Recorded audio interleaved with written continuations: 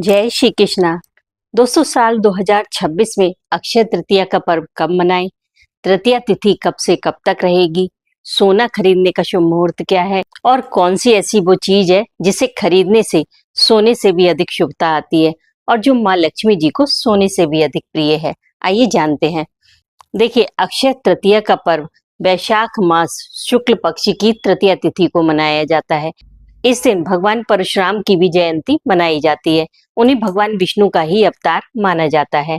भगवान बद्रीनाथ के पट भी इसी दिन खुलते हैं और कहते हैं कि वेद व्यास जी ने महाभारत अक्षय तृतीया के दिन ही लिखना प्रारंभ किया था।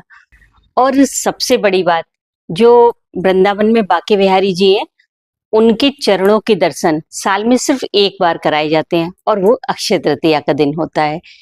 तो बहुत ही ज्यादा शुभ है ये दिन। और इसी दिन भगवान कृष्ण ने द्रौपदी को अक्षय पात्र भी भेंट किया था।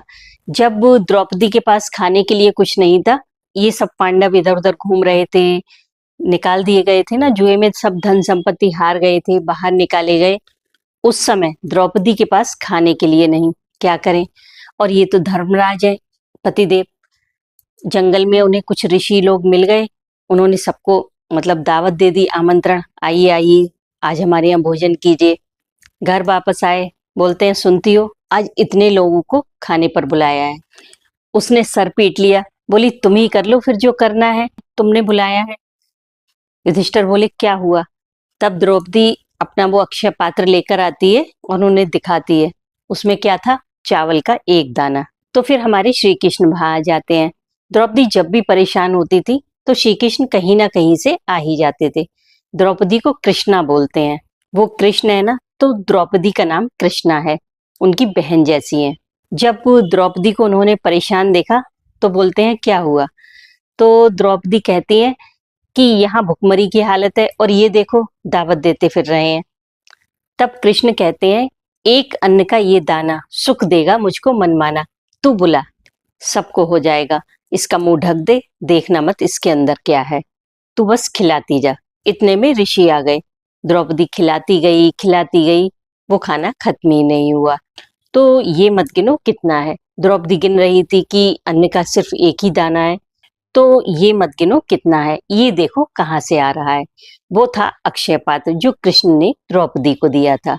तो इतनी शुभ है ये अक्षय तृतीया कि इसमें किया गया जप तप दान उस चावल के दाने की तरह ही अनंत हो जाता है, जो कभी खत्म नहीं होता।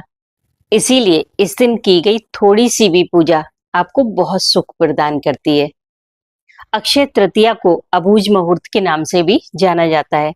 माना जाता है कि इस दिन हम जो भी कार्य शुरू करते हैं उसमें सफलता जरूर मिलती है। इस दिन आप कोई भी मंगल कार्य, गृह प्रवेश या भूमि पूजन भी कर सकते हैं।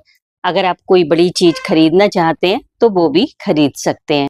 इस साल अक्षय तृतीया का पर्व 19 अप्रैल दिन रविवार को मनाया जाएगा।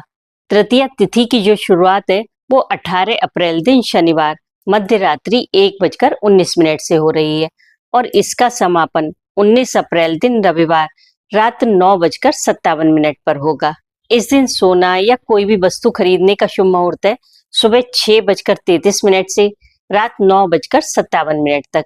यानी कि अक्षय तृतीया के दिन आप पूरे दिन खरीदारी कर सकते हैं, बहुत शुभ है। लेकिन यदि आप इस दिन दक्षिणावर्ती शंख खरीदते हैं तो ये बहुत ही ज्यादा शुभ रहता है और माँ लक्ष्मी जी भी आपके घर में स्थायी निवास करती हैं। कैसे बताती हूँ। देखिए, ये जो दक्षिणावर्ती शंख है, इसमें अगर आप जल भरकर रोजाना लड्डू गोपाल को स्नान कराते हैं तो घर में सुख समृद्धि निरंतर बढ़ती है। और ये कोई ज्यादा महंगा भी नहीं आता, बस आप छोटा सा खरीद सकते हैं। इसमें जल भरकर यदि आप अपने लड्डू गोपाल को स्नान कराते हैं तो आपके घर में लक्ष्मी की कमी कभी नहीं होगी। अब बात करते हैं कि इस दिन क्या चीज बिल्कुल नहीं करनी चाहिए। तो इस दिन आप किसी भी तरह का कर्ज लेने से बचें, फिर चाहे वो किसी भी व्यक्ति से हो, बैंक से हो या फिर किश्तों पर आप कोई नया सामान खरीदें, वो भी कर्ज ही होता है, क्योंकि वो भी आप ईएमआई के रूप में महीनों चुकाते रहते हैं। तो इस दिन चाहे आप कोई छोटी सी ही चीज खरीदें, लेकिन कर्ज लेने से बचें। अगर सोना चांदी की सामर्थ हो तभी खरीदें। और इस रात अगर माँ लक्ष्मी जी को प्रसन्न करना चाहते हैं तो कनक धारा स्तोत्र का पाठ अवश्य करें। कहते हैं इसे करने से आपके जीवन में सोना बरसता है। अगर आप इसके 16 पाठ कर लेंगे तो माँ लक्ष्मी जी आपके घर में स्थायी निवास करेंगी। जय माँ लक्ष्मी।